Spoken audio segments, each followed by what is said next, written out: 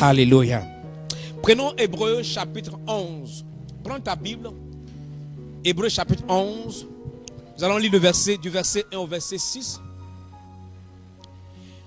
Je veux partager avec vous un thème qui va t'aider. Je vais parler des obstacles de la foi. Il y en a plusieurs, mais je vais partager avec vous ce soir-là. J'ai dû éliminer certains lorsque je priais pour juste présenter, je pense, 4. 4 peut-être. Juste 4 ce soir. Les obstacles de la foi. Il est écrit dans le livre de Hébreux chapitre 11, à partir du verset 1. La Bible dit: Or, la foi est une ferme assurance des choses qu'on espère. Des choses qu'on espère. Ça veut dire qu'on est sûr. On a la fermeté, la confiance absolue. La confiance absolue. Une ferme assurance. Une assurance solide. Lorsque tout est en train de basculer, tu es solide. Tu es ferme. Lorsque les gens te disent: mon frère, ça ne peut pas se passer, la Bible dit: tu as une ferme assurance, confiance en l'Éternel. Et tu es fondé, tu es inébranlable. Des choses qu'on espère. Et une démonstration, c'est-à-dire l'action qui va vers ce qu'on doit voir. Je démontre même si je n'ai pas encore vu. La Bible dit une démonstration de celle qu'on ne voit pas. C'est-à-dire tu démontres par les actes, même si les gens ne voient pas. Quelque temps après, les gens verront à cause de la démonstration de ce que tu as fait. Tu crois, tu poses des actes. La foi, c'est l'action. Verset 2. Il dit: pour l'avoir possédé, les anciens ont obtenu un témoignage favorable. Que Dieu t'accorde un témoignage favorable en cette saison. Alléluia. Il y a des gens qui ont eu un témoignage, malgré que ces personnes ont été touchées par cette maladie. Par leur foi, Dieu les a guéris. Je déclare que ta foi te sauve, que ta foi te délivre, que ta foi ouvre un chemin, que ta foi ouvre les portes, que ta foi t'élève, que ta foi te donne un enfant, que ta foi te donne une promotion, que ta foi t'accorde, n'est-ce pas, l'abondance. Dans le nom de Jésus, dis: je reçois. La Bible dit au verset 3, c'est par la foi que nous reconnaissons que le monde a été formé par la parole de Dieu, en sorte que ce que l'on voit n'a pas été fait des choses visibles. C'est par la foi qu'Abel offrit à Dieu un sacrifice plus excellent que celui de Caïn. C'est par elle qu'il fut déclaré juste. Une seule offrande. L'offrande excellente du moins. On a d'autres versions disent l'offrande qui passe en premier. L'offrande élevée. Il y a d'autres versions qui disent l'offrande élevée que Abel a offert à Dieu. Et la Bible déclare par cette offrande-là, il a été déclaré juste. Dieu approuvant ses offrandes. Et c'est par elle qu'il parle encore, quoique mort. Verset 5. C'est par la foi qu'Enoch fut enlevé, pour qu'il ne vit point la mort, et qu'il ne parut plus parce que Dieu l'avait enlevé. Car avant son enlèvement, il avait reçu le témoignage qu'il était agréable à Dieu. La Bible dit c'est par la foi qu'il a été enlevé, qu'il n'a pas connu la mort. Verset 6. Or sans la foi, il est impossible. La Bible n'a pas dit c'est par ta prière que si tu ne pries pas, tu ne peux pas plaire à Dieu. La Bible dit sans la foi, il est impossible de lui être agréable. Ce n'est pas ton offrande. Ce n'est pas quand tu viens à l'église. Même si la Bible dit sans la foi. À l'époque là, Abraham n'a pas église. Il n'y a pas église. Abraham là, il prie Dieu seul. Il n'a pas église. Mais la foi là, a rendu Abraham agréable. Si tu es assis à la maison et que tu me suis, ta foi peut te rendre agréable aux yeux du Seigneur. La Bible dit, or sans la foi, il est impossible de lui être agréable. Car il faut que celui qui s'approche de Dieu croit que Dieu existe et qu'il est le rémunérateur. La Bible n'a pas dit il est l'un des rémunérateurs. La Bible dit il est le. Le veut dire l'article défini. À part lui là, il n'y a plus rien, à part personne d'autre. Si tu es chrétien, ne peut te rémunérer à part le Seigneur des Seigneurs, à part le Roi des Rois, à part Jésus-Christ. La Bible déclare qu'il est le rémunérateur de ceux qui le cherchent. Si tu cherches Dieu, il va te récompenser. Dis-moi amen. Que cette saison, ta foi te récompense. Amen. Mon thème, c'est les obstacles à la foi. Chaque fois, et suis-moi maintenant, chaque fois que nous développions la foi, nous devrons être capables de déplacer les montagnes. Jésus un jour a dit, si quelqu'un a la foi, s'il parle à cette montagne, il dit ôte-toi de là et jette-toi dans la mer. Jésus dit, si cette personne ne doute point, cette personne verra la chose s'accomplir. Quand nous développons la foi, nous devons être à mesure de déplacer les montagnes. Alléluia. Cependant, il faut comprendre qu'il y a des obstacles qui empêchent la foi d'être efficace. Il y a certains éléments ou certaines attitudes qui empêchent la foi d'être efficace. Aujourd'hui, je vais parler juste de 4 éléments. Alléluia. C'est pourquoi il est important de savoir ce qu'il faut faire pour rendre votre foi efficace. Si votre foi n'est pas efficace, vous allez faire naufrage dans votre vie chrétienne. La vie chrétienne, c'est une vie de foi. Nous opérons dans le domaine de la foi. La vie chrétienne, c'est un royaume de foi. Nous opérons dans le royaume de foi. Comment se fait-il que je peux regarder un enfant de 3 ans, 4 ans, 5 ans qui ne marche pas? Et les gens ont parcouru la médecine, l'enfant ne peut pas marcher. Je regarde l'enfant, je prends cet enfant, je touche ses reins, je déclare que tu marches. Le lendemain, l'enfant marche. L'enfant n'a pas marché pendant plus d'une année et l'enfant commence à marcher. La foi, nous opérons dans le domaine surnaturel par la foi. C'est par la foi qu'on opère. Et donc, il ne faudrait pas que ta foi, si tu n'as pas de foi, tu risques de sombrer en cette période. Alléluia. Les tempêtes peuvent venir. Les maladies les plus pires, les plus graves peuvent t'atteindre. Mais par la foi, tu peux dire, mon cas n'est pas encore fini. Je ne mourrai pas en cette saison. Je crois en Dieu qui a dit qu'il guérit. La Bible dit, il envoie sa parole me guérit. Je déclare dans le livre d'Ésaïe 53, 4, 5, 6, la Bible déclare que par sa maîtrisure, j'ai été guéri. En déclarant les paroles de Dieu et que tu as la foi la agit et la foi te donne des résultats. Il est écrit en Hébreux 10, verset 38. Hébreux 10, 38. La Bible dit, et mon juste vivra par la foi. Mais s'il se retire, mon âme ne prend pas plaisir en lui. Dieu dit, si tu te retires et que tu n'as pas la foi, moi je ne prends pas plaisir en toi. Mais il dit, et le juste vivra par la foi. Le juste ne vit que par la foi. Tu peux mourir sans la foi, tu peux vivre aussi par la foi. Tu peux être malade, n'est-ce pas, avoir une mauvaise santé sans la foi et avoir une bonne santé par la foi.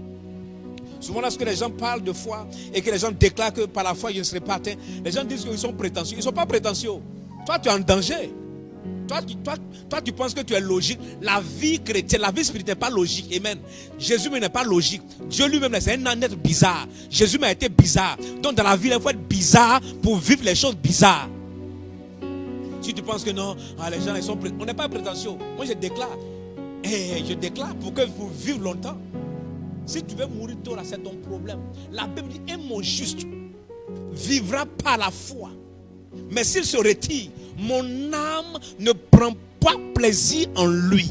Dans le livre de Habakkuk, chapitre 2, verset 4, Habakkuk dit autre chose, mais la même chose. Mais vous savez, ici, par exemple, Dieu dit, mon juste, pronom possessif, vivra par la foi. Pour l'article défini. Maintenant, retournons dans Habakkuk, chapitre 2, verset 4. Il dit, voici. Son âme s'est enflée, elle n'est pas droite en lui. Mais il dit quoi? Le juste, ici, il n'a pas utilisé mon, mais il utilise quoi? L'article défini, il dit le juste va vivre par sa foi, pronom possessif, par sa foi. C'est la même chose. En hébreu, Dieu a utilisé d'abord mon possessif avant le défini. Ici, il utilise d'abord le défini avant le possessif. C'est la même chose. Il dit le juste vivra par sa foi. L'autre côté, il dit mon juste. Donc comme il est mon juste, il n'est pas besoin de dire par sa foi. Il va vivre par la foi. Donc si tu es juste devant Dieu, la seule chose qui te maintient en vie, dans la victoire, c'est ta foi. Une ferme assurance. Aïe, aïe, aïe, aïe. C'est-à-dire que les tempêtes viennent, tu dis, ça va, je ne serai pas noyé. Les gens te regardent, disent, mais est-ce que tu es normal? Tu dis, je suis normal. Dieu dit à Abraham, à Moïse, il dit, Moïse, pourquoi c'est écrit? L'armée d'Israël poursuivait l'Égypte. L'armée d'Égypte, du moins, poursuivait Israël. Face à la mer, obstacle. La Bible dit une puissante armée de l'époque venait. le peuple a commencé à crier, à pleurer. Ils ont dit à Moïse, pourquoi tu nous as conduits ici pour nous faire mourir dans le désert? N'y a-t-il pas des sépulcres en Égypte et tu nous fais mourir ici? Nos cadavres seront mangés par les oiseaux. Dieu dit à Moïse, pourquoi ces cris? Toi marche devant le peuple, lève ton bâton et parle. Fends la main. Moïse se retourne. Moïse dit au peuple d'Israël, il dit, les Égyptiens que vous voyez venir là, qui vous font peur, vous ne les verrez plus jamais. L'Éternel combattra pour vous, mais vous gardez le silence. On dit, Moïse, tu as déjà vu Dieu descendre sur la terre pour combattre pour quelqu'un? Depuis 430 ans, on était en Égypte là, il n'est pas venu. On ne sait pas d'où Dieu t'a parlé. Qu'est-ce que tu as entendu? Tu nous as blagué. On t'a suivi. Aujourd'hui, tu nous as tué. Toi, Moïse, tu es mauvais. Moïse dit, vous n'allez plus le voir. J'aime cette. Parfois, j'ai dit que quand Moïse a commencé à dire, on n'a pas dit. On ne vous a pas dit. Il dit, on ne va plus les voir. Moïse était un assassin. Il sait qu'on va nous tuer, on ne va plus les voir. C'est à cause qu'il a dit ça. Les gens commencent à dire, oh, c'est fini, pour nous c'est fini. On ne va plus les voir. Si nous ont tués, on ne va plus les voir. Mais Moïse dit, je ne parle pas de votre mort, mais je parle de la mort des Égyptiens. Vous vivrez. Marchez. Dieu dit, parle et marchez. Moïse fend la main. La foi. Dieu n'est pas descendu. Dieu a dit à Moïse ce qu'il faut faire. Si vous avez la foi, vous vivrez. Ce soir, si tu as la foi, tu vas vivre.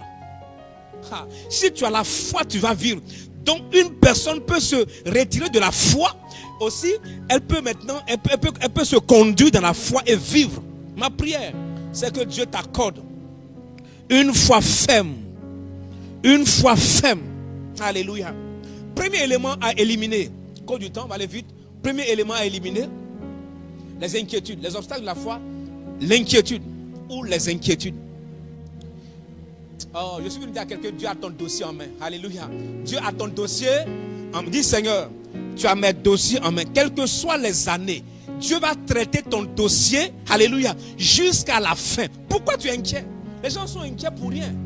Dieu a notre dossier. Il y a le dossier de ta santé en main. Dieu a le dossier de ta promotion en main. Dieu a le dossier de ta guérison en main. Dieu a le dossier de ta fécondité, n'est-ce pas, de tes enfants en main. Dieu a le dossier de ta famille, du salut de ta famille en main. Quel que soit le temps, il va traiter ce dossier jusqu'à la fin. Bannis l'inquiétude de ta vie. N'aie pas peur. L'inquiétude est un obstacle à la foi. Chaque fois que tu es inquiet, tu ralentis et tu bloques la main du Seigneur.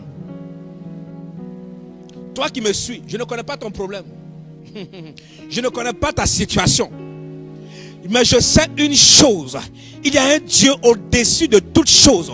Au-dessus de toute situation, de toutes circonstances. Il y a un Dieu au-dessus de toutes choses. Il est capable de toutes choses. Je suis venu dire à quelqu'un, ton dossier est entre les mains du roi des rois. Dis-moi amen. Ton dossier ne se trouve pas entre les mains d'un président mortel. Maintenant, si le président meurt, tu vas faire comment? Ton dossier n'est pas entre les mains du DG de ton oncle que tu connais. Si ton oncle est mortel, mais notre dossier se trouve entre les mains d'un homme immortel, d'un être immortel. La Bible dit, il est l'alpha et l'oméga. Il est le premier et le commencement. Alléluia. Ce qu'il déclare, il accomplit. Lorsqu'il dit oui, personne ne peut dire non. Lorsqu'il dit non, personne ne peut dire oui. Lorsqu'il élève, personne ne peut abaisser. Lorsqu'il abaisse, personne ne peut élever. Lorsqu'il bénit, il décide de bénir. Personne ne peut maudire. Ton dossier est entre les mains de Jéhovah Jireh. Dis, je reçois. Dis, Père, je sais et je sais que mon dossier est entre tes mains. Yes. La chakala baba. Moi, je sais que mon dossier de mon ministère est entre les mains de l'Éternel. Je ne crains aucun mal. Je ne crains pas les tempêtes. Je ne crains pas les attaques. Si quelqu'un peut se lever pour m'attaquer, je m'en fous de toi. Parce que Dieu détermine ma destinée. Qui es-tu? Qui es-tu, grande montagne devant Zorobabel? Tu seras aplani. Ton dossier est entre les mains du Seigneur. Jésus, la Bible déclare Matthieu chapitre 11, verset 28. Il dit quoi? Il dit, venez à moi, vous tous qui êtes chargés.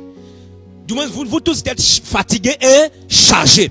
Et je vous donnerai du... Il dit, venez à moi, vous tous qui êtes fatigués et chargés. Je vous donnerai du repos. Pourquoi es-tu inquiet? Va vers le roi des rois.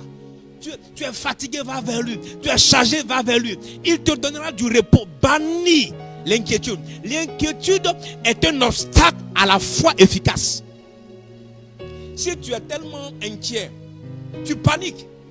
C'est pourquoi la Bible déclare: ne promène pas tes regards inquiets. Il y a des gens, dès qu'il y a une situation, quand tu vois leur visage, ça se promène partout, les yeux se promènent partout, ils cherchent solution. Mon ami, reste tranquille. Je suis en train de te parler de la part du Seigneur. Reste tranquille. Ne panique pas. Ne panique pas. Philippiens 4, versets 6 à 7. Philippiens 4, versets 6 à 7. Qu'est-ce que la Bible nous dit? Il dit: ne vous inquiétez de rien. Ne vous inquiétez de rien. Mais en toute chose, faites connaître vos besoins à Dieu par des prières et des supplications avec des actions de grâce. Avec des actions de grâce. Il dit: et la paix de Dieu, qui surpasse toute intelligence, gardera vos cœurs et vos pensées en Jésus-Christ. Vous savez, lorsque ton cœur n'est pas gardé, tu paniques. Quand la paix de Dieu vient, tu es tranquille. On vient t'annoncer une nouvelle. Il dit: ok, on verra ça demain. Les gens sont étonnés. On dit un jour, le serviteur d'Élisée est venu dire à Élisée: il dit, Élisée, le roi de Syrie a fait venir une armée. Ils nous ont encerclés. Élisée est tranquille dans la maison. Il dit: mais qu'est-ce qui se passe? Élisée lui dit: ceux qui sont avec nous sont plus nombreux que ceux qui sont avec eux. Il dit: mon maître, il sait qu'il est fou. Ce gars-là, on ne sait même pas. Parfois, il délire. Ce que je suis en train de dire, il ne comprend rien. Il dit: oh, Élisée, oh. Il dit: les gens là, l'armée, le roi a fait venir des armées. Ils nous ont encerclés. Élisée dit: tu t'inquiètes pourquoi? Ceux qui sont avec nous là sont nombreux. Il n'est pas inquiété. Il connaît Dieu. Il connaît Dieu. Il opère dans le monde surnaturel. Élisée dit à Dieu: ouvre ses yeux pour qu'il voie. Il paniquait. Quand Dieu a ouvert ses yeux, il a vu des chars de feu autour. Et il était tranquille. Pas ni l'inquiétude. La Bible nous dit, comme la Bible nous a dit, Philippiens 4, il dit: confiez votre situation, ne vous inquiétez de rien, mais dans toutes choses, faites connaître vos besoins à Dieu. Tu as un besoin, parle au Seigneur. Au lieu d'aller parler à un homme, au lieu d'aller parler à une femme, à un frère, à une soeur, tu cherches ton oncle. Parfois même tu as fini de prier net là. Tu cherches qui tu vas aller voir dans ta tête. Tu as prié Dieu ou tu as prié la personne. Tu vas matin s'asseoir et Seigneur, vraiment la situation est compliquée. Aide-moi. Quand tu as fini net là, tu cherches Kwaku. C'est Kwaku, tu allais prier matin là. Et puis tu cherches le numéro de téléphone des gens. Ah bon, je t'appelle pour... Non mais reste tranquille. Dieu sait qui va venir. Il a préparé un homme, un corbeau pour toi. Reste tranquille. Reste tranquille. Reste tranquille. Un jour, il y a une ou 2 semaines, une de mes filles m'a appelé. On était en train de changer on veut réhabiller l'intérieur de notre car. On a un car qu'on est en train de prêter, réhabiller l'intérieur à certaines couleurs qui nous plaisent. Et puis, on a donné le devis. Et puis elle dit: papa, je viens te voir. Je dis: ok, j'ai réunion à 15h à l'église, il y a 2 ou 3 semaines, avec les leaders, donc tu peux venir. Tu peux venir à 15h, à 15h30, j'ai la réunion. Elle vient, elle me donne le devis. Le devis qu'elle me donne là, quelqu'un envoie une offrande, une dîme pour me donner. La dîme là, c'est le montant exact dont on a besoin. Il dit: il faut partir avec. Tu t'inquiètes de pourquoi?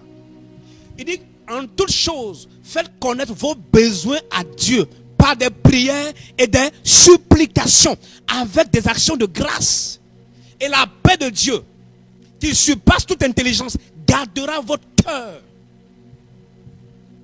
C'est-à-dire quand on est inquiet, on se pose la question: est-ce que Dieu peut faire? Est-ce que Dieu écoute ma prière? Est-ce que Dieu va agir? Est-ce que Dieu est capable d'agir? Qu'est-ce que Dieu fera pour moi? Comment va-t-il le faire, mon ami?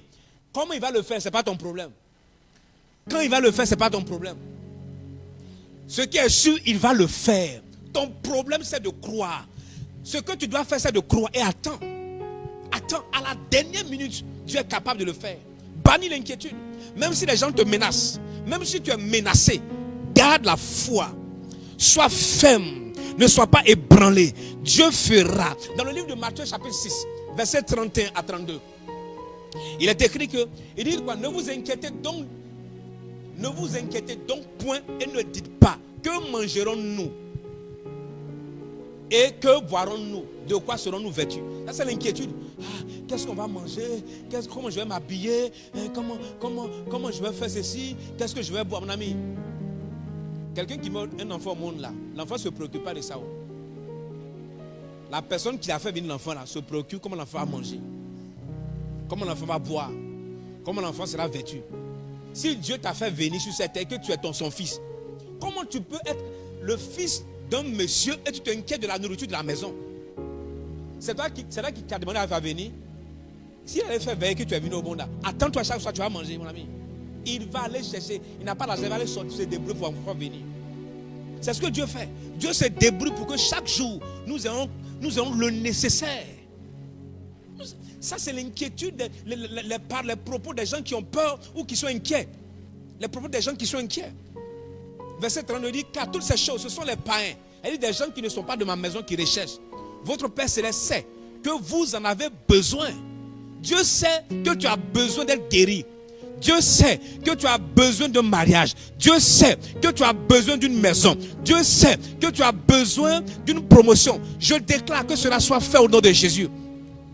Que cela soit ta portion au nom de Jésus. Que cela soit ta part au nom de Jésus. Dis je reçois. Dis je reçois en cette saison ma part dans le nom de Jésus. Et yes, Dieu est capable. Mais on est inquiet pour rien. Je suis venu te dire de la part du Seigneur. Ne t'inquiète de rien. Comme tout à l'heure, le chant disait, ne t'inquiète de rien. N'as aucune crainte. Ne t'inquiète, tout à l'heure nous allons chanter ça. Ne t'inquiète de rien. N'as aucune crainte. Ne t'inquiète. Deuxième obstacle à la foi, les doutes. Premier obstacle à une foi efficace, les inquiétudes. Deuxième obstacle à une foi efficace, les doutes. Le doute est un obstacle qui nous empêche d'expérimenter la puissance de Dieu. En réalité, le doute est un péché contre la puissance de Dieu. Chaque fois que tu doutes, tu es en train de dire à Dieu, je n'ai pas confiance en toi. Et je ne crois pas que tu sois capable de faire telle chose. Donc le doute fait partie de ce qu'on appelle le péché contre la puissance de Dieu. Vous savez, il y a beaucoup de personnes qui pêchent mais qui ne savent pas qu'ils sont en train de pécher. Le doute est un péché contre la puissance de Dieu. Il y a ce qu'on appelle le péché contre la sainteté de Dieu, le péché contre la puissance de Dieu également. Et le péché contre l'autorité de Dieu. Il y a trois types de péchés. Le péché contre la sainteté de Dieu, le péché contre la puissance de Dieu et le péché contre, n'est-ce pas, la puissance de Dieu, l'autorité de Dieu et le péché contre la sainteté. Il y a la sainteté, la puissance de Dieu. Ce type de péché, quand tu le fais, par exemple le péché contre la puissance de Dieu, c'est un péché qui te met à douter de Dieu, de sa capacité à faire quelque chose. Le péché contre la sainteté de Dieu, c'est le péché contre tout ce qu'on fait. Ce péché-là ne touche pas Dieu lui-même. Le meurtre, le vol, le mensonge. Quand tu mens là, ça ne dénature pas Dieu. Quand tu vas voler là, ça ne détruit pas la nature de la sainteté de Dieu. Tu causes du tort à quelqu'un et ça te crée du tort. Quand on t'a attrapé là, tu sauras qu'on t'a attrapé. On appelle ça péché contre sainteté. Quand on t'a attrapé, tu sauras qu'on t'a attrapé. Tu vas tromper quelqu'un, tu doubles quelqu'un, tu as fait une affaire, tu as pris son argent, 1 million, je l'ai doublé. Le jour où on va t'attraper, tu vas comprendre que c'est un péché contre la sainteté de Dieu. On va t'enfermer à prison de Lomé, là, tu connais, c'est pas aux États-Unis, c'est pas en France. Tu vas comprendre ta douleur. Là-bas, là, tu vas te repentir. Quand tu te repens, Dieu te pardonne. Mais tu vas payer le prix de la sainteté là-bas. Tu vas comprendre un jour. Il faut continuer comme ça. Si on te parle, là, tu ne comprends pas. On appelle ça le péché contre la sainteté de Dieu. Ça ne touche pas Dieu. Mais dès que tu te repens, Dieu te pardonne. Mais les conséquences, ça va continuer d'abord. L'autre péché, c'est le péché contre l'autorité de Dieu. L'autorité de Dieu, là, c'est que toute personne qui touche à l'autorité, c'est le seul péché que Dieu ne pardonne pas. La puissance de Dieu, le jour où tu commences à croire, Dieu revient. Dès que tu doutes, là, Dieu s'arrête. Il ne fait plus rien. Contre la puissance de Dieu, quand tu doutes, la puissance de Dieu n'agit pas dans ta situation. Dieu bloque. Parce que tu es en train de dire à Dieu que je ne crois pas en toi. Je ne suis pas sûr que tu sois capable. Donc Dieu bloque. Le péché contre l'autorité, c'est le seul péché que Dieu ne pardonne pas. Demande à Lucifer. Va parler avec lui, va te dire, le gars, il ne faut pas toucher à son autorité. Le gars, il est terrible. Il pardonne tout sauf ça. Il faut t'amuser avec Dieu, tu vas comprendre. Lucifer, le diable, te dit que mon ami, j'ai failli tenter quelque chose. Le gars là, jusqu'aujourd'hui, il ne me pardonne pas. Hein? Il a créé l'enfer même pour moi. Je te dis, tu vas comprendre. L'autorité de Dieu, c'est quoi? C'est de vouloir prendre la place de Dieu. Chaque fois qu'un homme veut prendre la gloire de Dieu ou combat celui que Dieu a choisi, Dieu ne pardonne pas. Regarde l'histoire de Myriam et Aaron contre Moïse. La Bible déclare que Moïse là, a pris une femme éthiopienne, une femme africaine. Moïse était juif. Il a pris une femme éthiopienne. Quand il a pris une femme éthiopienne, Myriam, la prophétesse dit quoi? Mais comment? Dieu aussi nous parle, pourquoi tu vas prendre une femme? Elle et Aaron, ils sont allés s'asseoir là pour critiquer Moïse. Oh, Moïse représentait l'autorité de Dieu en ce temps-là. Quand Dieu a entendu ça, Dieu a frappé Myriam de la lèvre. Moïse a supplié Dieu. Dieu dit, il faut te mettre à l'écart. Quand il te critique, c'est moi qui critique. C'est-à-dire qu'il est en train de dire que j'étais mal choisi. Et c'est pas que moi je ne choisis pas mal. Dieu a frappé Myriam de la lèvre. Moïse a supplié. Dieu dit, elle n'a qu'à sortir du camp. Quelque temps après, quand elle est guérie, ils ont continué. Aaron pensait que Dieu a oublié. Dieu n'oublie pas. Mon frère, Dieu n'oublie pas. Aaron ne connaît pas Dieu. Parce que Aaron était sacrificateur. Il avait porté l'effort. Quand tu portes l'effort là, Dieu te regarde et dit, mon ami, tu ne connais pas. Comme j'ai investi en toi, je vais faire profiter les gens. Mais le temps va venir. Un jour, Dieu dit à Moïse, va, appelle Aaron. Il dit, Aaron, prends tes habits, il faut donner à tes enfants. Aaron dit, pourquoi? Dieu dit, Aaron, tu ne me connais pas. Tu me connais pas. Donne les habits là, c'est moi qui ai demandé à Moïse de te coudre ça. Donne ça à tes enfants. Et puis, je te dis ce qu'il faut faire. Il dit, mais je vis encore, je suis sacrifié. Dieu dit, il faut donner à Bida, on va aller passer à autre chose. Quand Aaron a enlevé les habits, Dieu dit, je te tue aujourd'hui ici. Je me souviens que tu as parlé contre mon serviteur. Je n'ai pas oublié. Tu penses que Dieu oublie, tu ne connais pas Dieu, mon frère. Tu ne connais pas Dieu. Donc, le péché contre la puissance de Dieu, là, ça bloque quelque chose. La sainteté, Dieu pardonne toujours. Tout péché, c'est pourquoi Dieu a pardonné à l'homme dans le jardin, il pardonne. Tu peux tuer quelqu'un, tu te répands, Dieu te pardonne. Dieu utilise même les brigands pour être des serviteurs de Dieu. Dieu utilise même les prostituées pour continuer son œuvre. Ça, c'est la sainteté de Dieu. La puissance de Dieu, Dieu bloque, il ne fait plus. L'autorité, il ne faut pas rentrer là-bas, mon frère, il ne faut pas rentrer là-bas. Là-bas, si tu rentres là, il n'y a pas avocat pour toi. Il te dit là-bas, il n'y a pas avocat, on ne plaide pas. Là-bas, là, c'est tic, paf, c'est fini. C'est comme si moi aussi, je suis ici là. J'ai besoin de l'autorité. Si tu as parlé comme c'est fini. C'est fini pour toi, mon frère. Il faut faire attention. Quel que soit ce que je suis là. En tant qu'humain, il mes erreurs là. Il ne faut pas t'amuser. Si tu as fait erreur, Dieu te prend comme ça, il t'enlève rapidement, c'est fini. Tu vas comprendre. Le doute est un obstacle. Amen. Le doute est un obstacle. Le doute brise et s'oppose à la puissance de Dieu. Lisons Jacques chapitre 1, versets 5 à 8. La Bible dit quelque chose. Si quelqu'un d'entre vous manque de la sagesse, qu'il la demande à Dieu, qui donne à tous simplement et sans reproche, et elle lui sera donnée. Mais qu'il la demande avec foi. Qu'il la demande avec quoi? Avec foi, sans douter. Sans douter. Le doute est un obstacle de la foi. Il dit que cette personne-là demande la chose avec foi, sans douter. Car celui qui doute est semblable au flot de la mer, agité par le vent, poussé de côté et d'autre. Verset 7, il dit qu'un tel homme ne s'imagine pas qu'il recevra quelque chose de la part du Seigneur. Dès que tu doutes là, il ne faut même plus penser à ça. Elle dit, si tu as demandé la guérison, que tu as douté là, il faut oublier ta guérison. C'est-à-dire pour Dieu, il faut oublier. La Bible dit qu'une telle personne ne s'imagine qu'il va recevoir quelque chose de la part du Seigneur. La Bible dit, c'est un homme irrésolu, inconstant, dans toutes ses voies. Un homme irrésolu, on va te donner quoi? Inconstant. Tu demandes quelque chose, après tu dis non. Il y a des gens, même quand ils ont fini de prier là, quand ils ont fini de prier, leur parole annule leur prière. Seigneur, guéris-moi. Quand il a fini, le monsieur m'a dit, ça va me tuer. Hein? Oh. Mais mon ami, tu as prié pourquoi? Tu as prié pour que Dieu te guérisse. Mais en même temps, le médecin là, il t'a dit quelque chose, tu doutes. Il dit, cette maladie, on n'est pas sûr, hein? On n'est pas sûr. Bon, on n'est pas sûr, mais tu as prié quand même pour ça, mon ami. Tu as annulé. La Bible dit qu'une telle personne ne s'imagine, qu'un tel homme ne s'imagine qu'il recevra quelque chose de la part du Seigneur. Non, non, non. Parce que tu as douté. Donc le doute est un obstacle à une foi efficace. Bannis le doute de ta vie. Amen. Troisième, la peur. Troisième obstacle, c'est la peur. Il y a l'inquiétude, il y a le doute.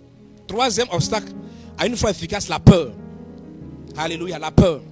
La Bible dit en Matthieu chapitre 14, verset 28 à 31. Il est écrit, Pierre lui répondit, Seigneur, si c'est toi, ordonne que j'aille vers toi sur les eaux. C'est Pierre qui parle. Jésus est en train de venir, ils ont dit c'est un fantôme. Ils ont commencé à crier. Pierre s'est levé, c'est un fougueux, un homme courageux. Les gens, les Thomas, tout le monde dit, mon ami, là c'est un fantôme qui est en train de venir actuellement là. Et depuis on rame là, la barque là ne va pas. Et voilà, c'est un fantôme encore qui vient aggraver la situation. La Bible des gars, il criait. Pierre regarde. Jésus dit, n'ayez pas peur. Pierre dit, si c'est toi, il faut parler. Je vais marcher, moi je vais voir. Pierre, il ose. C'est un homme fougueux. Mais c'est un homme versatile. Il a dit ça tout à l'heure, quelque chose, quelques minutes à échange. Il te dit, le gars, je le connais. Pour lui, je ne l'ai jamais connu. Le gars, je ne le connais jamais. On se ressemble. Sinon, ce n'est pas moi. Un homme versatile. Il dit à Jésus, Jésus lui dit quoi? Viens, sors. Et Jésus lui dit, viens. Pierre sortit de la barque et marcha sur les eaux pour aller vers Jésus. Toi allais à merveille. La Bible déclare au verset 30. Mais voyant que le vent était fort, il eut peur. Il a commencé à avoir la foi.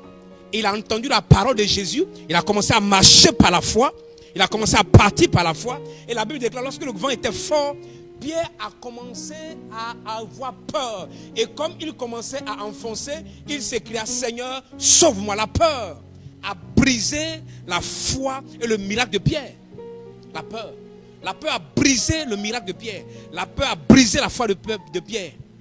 La peur est un obstacle, c'est un facteur qui brise et qui peut annuler la foi, l'efficacité de la foi. Quand vous lisez, vous allez voir que la Bible déclare qu'il a eu peur. Donc en réalité, la peur a produit le doute. Et Jésus dit au verset 31, il dit quoi? Ainsi Jésus étendit la main, le saisit, lui dit, homme de peu de foi, pourquoi as-tu douté? La Bible a eu peur et Jésus dit, pourquoi tu as douté? Parce que la peur a produit le doute. À un moment donné, il a commencé à douter. Et Jésus dit, homme de peu de foi. Et comme tu as peu de foi, là, ça a produit le doute. Mais tu as eu peur. C'est la peur là qui a produit le doute. Chaque fois que les gens doutent, les gens ont peur. Bannis le doute. Bannis la peur. La peur tue la foi. La peur détruit la foi. La peur attache la foi. La peur vous ravit la victoire. Bannissez la peur de votre cœur. Parce que quand tu as peur, la peur la brise et annule ta victoire. Israël avait peur face à Goliath pendant 40 jours. La Bible déclare que la crainte s'est emparée de toute l'armée d'Israël, y compris du roi Saül. Toute l'armée, y compris le roi Saül. Et la Bible déclare pendant 40 jours, Goliath s'avance, il crie, il dit donnez-moi un homme. Nous allons nous battre. Si je le tue, il n'a pas dit on va se battre, celui qui frappe quelqu'un. Il dit si je le tue, on parle de combat de mort, c'est pas combat, on gagne un point. Il dit c'est pas chaos juste, c'est on te tue. Quand il a dit ça, il a dit j'ai ma femme à la maison. Ils sont de l'armée, quand tout va bien, ils mangent de l'armée, on leur donne beau salaire. On dit maintenant affronter Goliath, chacun a peur. Pendant 40 jours, David arrive sur le champ de bataille. David va faire quelque chose. David dit, mais qui est cet incirconcis? C'est-à-dire, qui est ce païen-là? Qui est en train de vous insulter? Et puis, il a dit, petit, il ne faut pas le provoquer ici. Depuis 40 jours, nous, les doyens, il ne faut pas faire ça sauter sur nous ici. Oh, David dit, qui est cet incirconcis qui ose insulter l'armée de Dieu vivant? David n'a pas dit l'armée de Dieu. David n'a pas dit l'armée de Saül. David dit, lui, Goliath a dit, vous êtes l'armée de Saül. David dit, qui ose insulter l'armée du Dieu vivant? Il n'a pas dit l'armée d'Israël. Il dit, nous sommes l'armée de Dieu. Notre général, c'est Dieu. On ne peut pas avoir un général comme Dieu et ne pas avoir la victoire dans la guerre. Aïe, aïe, aïe, aïe, aïe, aïe, hakata là-bas. Quelle révélation David a eue. David qui a osé insulter l'armée du Dieu vivant. Il n'est pas un Dieu mort, un Dieu vivant. Il dit, allez dire à Saül, qu'est-ce qu'on donne à celui qui va le terrasser? On lui peut dire, toi tu dis quoi? Il dit, allez dire, quelle récompense on me donne? Moi là, je le finis le gars là.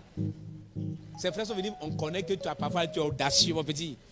Va prendre les petits troupeaux qu'on a laissés, que papa t'a donné le pardon. Quand ça chauffe ici, on peut venir manger un peu, pardon. Il faut laisser le gars là. David les a laissés. David a dit, allez dire au roi. Quand le roi a entendu, David va. David dit une chose. Il dit que personne n'ait peur.